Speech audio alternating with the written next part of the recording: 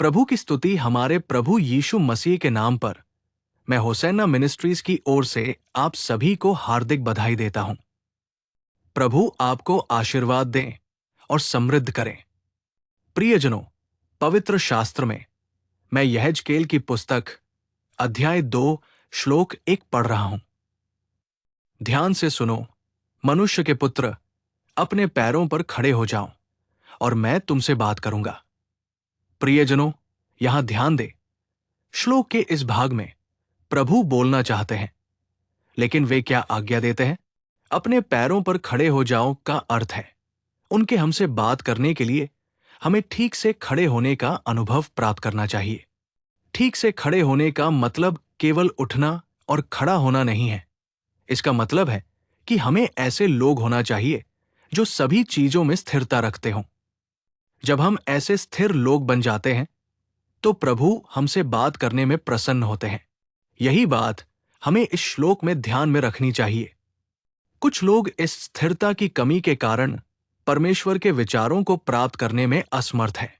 वे परमेश्वर की योजना को समझने में असमर्थ हैं। वे परमेश्वर की इच्छा को समझने में असमर्थ हैं। क्यों? क्योंकि वे दृढ़ नहीं रहते और परमेश्वर के विचारों को जानने के लिए प्रतीक्षा नहीं करते। यदि उन्हें किसी विषय पर विचार चाहिए तो वे 10 लोगों से पूछते हैं और उन 10 लोगों में से वे अपनी पसंद का मत चुन लेते हैं।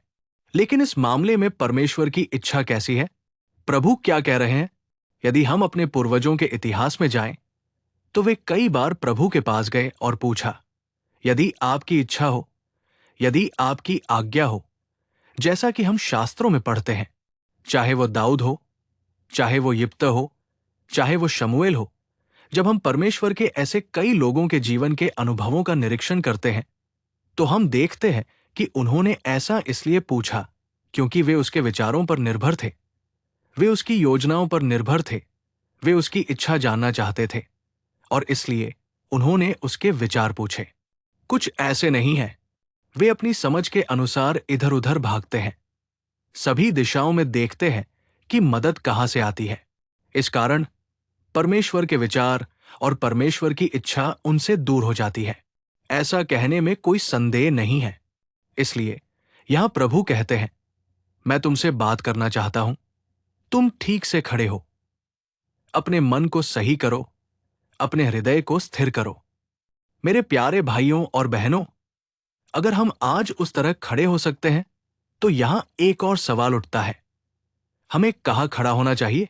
जब हम बाइबल में लूका के सुसमाचार में कुछ आध्यात्मिक मूल्यों को देखते हैं तो हमें एक सुंदर शब्द मिलता है। अध्याय 21 श्लोक 36। मैं इसे पढ़ रहा हूं।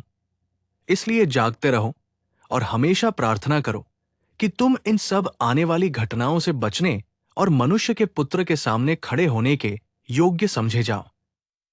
यहां हमें ध्यान रखना चाहिए, हमें परमेश्वर के सामने खड़ा होना चाहिए। जैसा कि मैंने कहा, अगर हम कोई विचार, मुक्ति, विजय, शक्ति, अभिषेक चाहते हैं, जो भी हो, तो हमें उसके सामने खड़ा होना चाहिए। हमें अपनी जरूरतों के बारे में उससे बात करनी चाहिए। हमें उसे अपनी परेशानियां बतानी चाहिए। दूसरे शब्दों में कहें तो हमें ऐसे लोग होने चाहिए जो उसके सामने खड़े होने में सक्षम हों। हमें ये शक्ति प्राप्त करनी चाहिए और उसके सामने उचित रूप से खड़े होने में सक्षम होना चाहिए।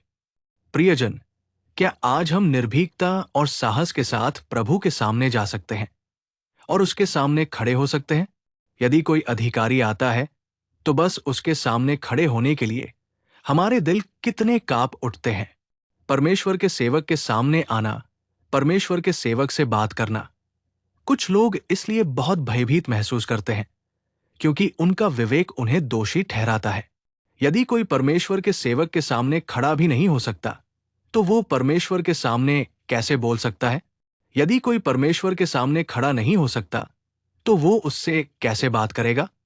वो अपनी इच्छा कैसे प्रकट करेगा? वो अपने इरादों को कैसे प्रकट करेगा? ये सभी बातें हैं जिनके बारे में हमें सोचना चाहिए। यदि हम ऐसे लोग हैं जो परमेश्वर के सामने खड़े हो सकते हैं तो हमसे कुछ भी छिपा नहीं रहेगा। अब्राहम का जीवन हमारे लिए एक दर्पण बन जाता है। वो ऐसा व्यक्ति था जो परमेश्वर से बात करता था। परमेश्वर ने उससे बात की। क्यों? क्योंकि उसके पास परमेश्वर के सामने खड़े होने की शक्ति थी। वो एक ऐसे शक्तिशाली व्यक्ति में रूपांतरित हो गया था। इसलिए चूंकि अब्राहम वो व्यक्ति था जिसने परमेश्वर के साथ संगति का अनुभव किया था, शास्त्र कहता है परमेश्वर के विचारों या निर्णयों में से एक भी अब्राहम से छिपा नहीं था। परमेश्वर ने अब्राहम को बताए बिना कोई निर्णय नहीं लिया। इसलिए यदि हम परमेश्वर की शाश्वत इच्छा जानना चाहते हैं तो हमें ऐसे लोग बनना चाहिए जो उसके सामने खड़े हो सकें। हमें उसके सामने खड़े होने के लिए तैयार रहना चाहिए। हमें उसके सामने उचित तरीके से खड़ा होना चाहिए और विश्वास से भरे योद्धा बनना चाहिए जो उसके वचनों, उसकी इच्छा और उसकी योजनाओं को जानते हों। मैं तुम्हें एक और बात बताता हूं। वो है जब हम यहेजकेल की पुस्तक अध्याय 22 श्लोक 30 को देखते हैं। मैंने उनमें से एक ऐसे व्यक्ति की तलाश की जो दीवार का निर्माण करे और देश की ओर से मेरे सामने खाई में खड़ा हो, ताकि मैं इसे नष्ट न करूं। लेकिन मुझे कोई नहीं मिला। यह थोड़ी दुखद बात है। ताकि देश नष्ट न हो जाए, हमें दीवार का निर्माण करना चाहिए और टूटी हुई खाई में खड़ा होना चाहिए। यह कठिन हो सकता है, लेकिन यह हमारी इच्छा बननी चाहिए, क्योंकि हम सभी में से एक नहीं हैं। इसलिए कुछ लोग अपने ऑटो के पीछे लिखते हैं, सबका भला हो और मैं भी उनमें से एक हो जाऊं। कहावत यह नहीं होनी चाहिए कि सबका भला हो और मैं भी उनमें से एक हो जाऊं, बल्कि यह होनी चाहिए कि मैं भी उन लोगों में से एक हो जाऊं जो सबके भला होने के लिए प्रयास करते हैं। ऐसे शब्द कितने सुंदर हैं। किसी तरह यह नहीं होना चाहिए कि सबका भला हो और मैं भी उनमें से एक हो जाऊं, बल्कि यह होना चाहिए कि मुझे क्या करना चाहिए ताकि सबका भला हो। मुझे क्या करना चाहिए ताकि देश का भला हो, लोग समृद्धि, आनंद और शांति से रह सकें। इसी तरह अगर हम परिवार के मामले में आते हैं, मुझे क्या करना चाहिए ताकि मेरा परिवार, मैं भी आनंदित, शांतिपूर्ण और धन्य हो सकूं। मुझे क्या करना चाहिए? परमेश्वर का वचन कहता है तुम्हें ऐसे व्यक्ति की तरह खड़ा होना चाहिए जो टूटी हुई दरारों में खड़ा हो सके। कुछ लोग खुशी, सुख या विलासिता में रहना चाहते हैं। वे उसमें रहना चाहते हैं, उसमें खड़े होना चाहते हैं, लेकिन टूटे हुए अंतराल में कौन खड़ा होगा? अर्थात उस आवश्यक स्थान पर चाहे परिवार बिखर रहा हो, चाहे सांसारिक लोग परेशान हो, चाहे देश अकाल और आपदा में नष्ट हो रहा हो, उस मामले में रास्ते में खड़े होकर उन टूटे हुए अनुभवों में ताकत के साथ खड़े होने वाले और राष्ट्र, शहर, परिवार की रक्षा करने में सक्षम होने वाले वे व्यक्ति कौन हैं? हमें वे व्यक्ति होना चाहिए। बहुत से लोग हैं जो ये कहते हुए भागने की कोशिश करते हैं, मुझे परेशानी का सामना क्यों करना चाहिए? मुझे कठिनाई का सामना क्यों करना चाहिए? मुझे दुख का सामना क्यों करना चाहिए? लेकिन हमें खड़े होने और ये कहने के लिए चरित्र की आवश्यकता है, मैं यहां हूं प्रभु। उन टूटी हुई दरारों में खड़े होकर, जब दुनिया पाप की गुलाम बन गई है, जब दुनिया के लोग अनंत विनाश और नरक की आग में उतर रहे हैं, हमारे प्रभु यीशु मसीह ने अपना सिंहासन छोड़ दिया और उस टूटी हुई दरार में आ गए।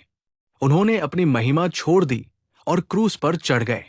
उन टूटी हुई दरारों में खड़े होकर उन्होंने दुनिया और भगवान के बीच सामंजस्य स्थापित किया। वे एक मध्यस्थ के रूप में प्रकट हुए। हम भी, जब हम जानते हैं कि कोई बुराई आने वाली है, उस बुराई को रोकने के लिए हमें टूटी हुई दरारों में खड़े होना चाहिए। जब इस्राएलियों के बीच एक विपत्ति आई तो हारून ने धूपदान लिया और लोगों और भगवान के बीच खड़ा हो गया। क्योंकि वो धूपदान के साथ अंतराल में खड़ा था, इसलिए विपत्ति रुक गई। धूपदान का मतलब प्रार्थना है। अपनी ताकत को रोके बिना उसने अपना काम किया। इस समय मुझे क्या करना चाहिए? मेरे लोग नाश हो रहे हैं, मेरे बच्चे नाश हो रहे हैं, मेरा परिवार बिखर रहा है। अब मुझे क्या करना चाहिए? धूपदान लेकर टूटी हुई खाई में खड़ा होना, ताकि शैतान के विचार मेरे परिवार में प्रवेश न करें, ताकि कोई बुराई मेरे राष्ट्र में प्रवेश न करे, मुझे उस टूटी हुई जगह में खड़ा होना चाहिए। मेरे कारण महामारी रुकनी चाहिए। मेरे कारण विनाश रुकना चाहिए। वो बुराई गायब हो जानी चाहिए। हमें उस जगह पर खड़ा होना चाहिए। हमें खड़ा होना चाहिए। आज दुनिया में बहुत से लोग नष्ट हो रहे हैं, है ना? कितने परिवार नष्ट हो रहे हैं, है ना? वे हमारी आंखों के सामने दिखाई दे रहे हैं, है ना? प्रिय, इस बारे में हमारा क्या कर्तव्य है? उस जगह पर जहां लोग उस बुराई और विनाश का अनुभव करते हैं, उस टूटी हुई जगह पर जो उनके परिवारों में प्रवेश करती है, हमें वहां जिम्मेदारी के साथ खड़ा होना चाहिए। सिर्फ ये कहना नहीं कि मैं बचा हुआ हूं, मैं बाइबल थामे हुए हूं, मेरे घर में बाइबल की आयतें लिखी हुई हैं, मेरे हाथ में बाइबल है। लेकिन हमें ऐसे लोगों के रूप में नेतृत्व करना चाहिए जो इस जिम्मेदारी को निभाते हैं। मैं आपको एक और छोटा सा वचन भी बताऊंगा। वो है 2 इतिहास अध्याय 29 श्लोक 11 से मैं पढ़ रहा हूं। हे मेरे पुत्रों, अब लापरवाह मत बनो, क्योंकि प्रभु ने तुम्हें अपने सामने खड़े होने, उसकी सेवा करने और धूप जलाने के लिए चुना है। यहां यह कहा गया है कि हमें उसकी उपस्थिति के सामने खड़ा होना चाहिए। ये एक बहुत ही कीमती वचन है। उसे हमसे बात करनी चाहिए, है ना? हमें उसकी उपस्थिति में खड़ा होना चाहिए। हमें उसके अनुग्रह के स्थान पर होना चाहिए। हमें उसकी उपस्थिति के स्थान पर खड़ा होना चाहिए। हम ऊंचे खड़े होने की इच्छा रखते हैं। हम एक श्रेष्ठ जीवन जीने की इच्छा रखते हैं। लेकिन उससे भी बढ़कर परमेश्वर की उपस्थिति है। ये कितना महान है, ये एक शब्द है जो मैं आपको बताऊंगा। परमेश्वर ने दाऊद को कितना सम्मान दिया, इससे बड़ा कोई सम्मान नहीं है। उसने उसे राष्ट्र का राजा बनाया। राजा से बड़ा पद किसका है? केवल परमेश्वर का। परमेश्वर ने दाऊद को इतना महान बनाया। लेकिन क्या आप जानते हैं कि दाऊद क्या कहता है? मुझे अपनी उपस्थिति से दूर न करें, मेरे परिवार को अपनी उपस्थिति में रहने दें। इसका मतलब है दाऊद के दिल में ये इच्छा थी, मुझे दिए गए उच्च पद से भी अधिक गौरवशाली आपकी उपस्थिति में खड़े होने का उच्च अनुभव है। परमेश्वर ने आपको राजा बनाया, है ना? फिर भी क्या आप किसी अन्य पद पर रखे जाने के लिए कह रहे हैं? अगर दाऊद ने इस तरह से पूछा होता, हे प्रभु, आपने मुझे राजा बनाया, दुनिया के अनुसार इससे बड़ा कोई पद नहीं है, लेकिन इससे बड़ा एक पद है। वो क्या है? आपकी उपस्थिति में रहना। आपकी उपस्थिति से अधिक महान पद कहाँ है? अपने भजन में वो लिखता है, मैं प्रभु के भवन में सदा वास करूंगा। भले ही उसे राजसी सुख सुविधाएं दी गई हों, परंतु परमेश्वर की उपस्थिति के प्रति उसका स्नेह कम नहीं हुआ। परंतु हम कहते हैं, मैं संसार में सदा वास करूंगा, क्योंकि संसार में हमें वो मिलता है जिसकी हमें आवश्यकता है ना? उसकी उपस्थिति में हमें आध्यात्मिक चीजें मिलती हैं, है ना? इसलिए हम आध्यात्मिक चीजों को छोड़ देते हैं, परंतु हम सांसारिक चीजों की इच्छा करते हैं। परंतु दाऊद ऐसा नहीं था। इस संसार के अनुसार भले ही उसे बहुत सी चीजें दी गई हों, उसने उन सभी को एक तरफ रख दिया और कहा, मैं परमेश्वर की उपस्थिति चाहता हूं, जहां आध्यात्मिक आशीर्वाद मिलते हैं। यदि उसकी उपस्थिति हमारे साथ है तो हम डरेंगे नहीं। यदि उसकी उपस्थिति हमारे साथ है तो समृद्धि आएगी। यदि हम उसकी उपस्थिति में हैं तो हम फलदायी हो सकते हैं। यदि हम उसकी उपस्थिति में हैं तो हम फल फूल सकते हैं। यदि हम उसकी उपस्थिति में हैं तो हम आशीर्वाद प्राप्त कर सकते हैं। इसलिए हमें उनकी उपस्थिति में खड़ा होना चाहिए। मैंने आपके साथ 3 बातें साझा की हैं। 1, हमें भगवान के सामने खड़ा होना चाहिए।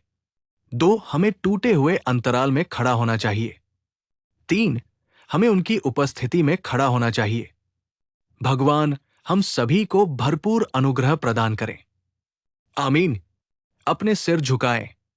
आइए एक छोटी सी प्रार्थना करें। कृपा और सत्य के भगवान, जीवन के भगवान, हम आपको धन्यवाद देते हैं। उस दिन आपने यहेजकेल से जो शब्द कहे थे, मैं आपसे बात करना चाहता हूं।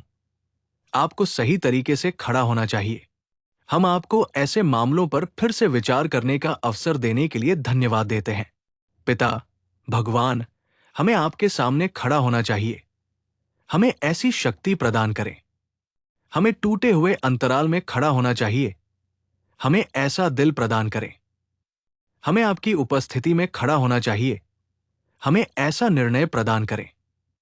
अपने आप को आपके हाथों में सौंपते हुए मैं यीशु के नाम पर प्रार्थना करता हूं और पूछता हूं कि इन शब्दों को सुनने वाले हर बच्चे को नाम से आशीर्वाद दें। उनके परिवारों को आशीर्वाद दें। उनकी गतिविधियों, उनके काम, उनकी नौकरियों, उनकी खेती, उनकी शिक्षा, सब कुछ को आशीर्वाद दें। पिता, उन्हें आशीर्वाद दें और अपने बच्चों को गवाह के रूप में इस्तेमाल करें। अपने बच्चों को अपने अद्भुत हाथों में सौंपते हुए यीशु के नाम पर मैं प्रार्थना करता हूं और पूछता हूं, पिता। आमीन। आमीन। प्रभु आपको आशीर्वाद दें और समृद्ध करें। मेरा परमेश्वर आपको इस पूरे दिन में भरपूर अनुग्रह प्रदान करे। आमीन। दैनिक अनुग्रह संदेशों के लिए और अधिक आध्यात्मिक संदेशों के लिए हमारे YouTube चैनल की सदस्यता लें।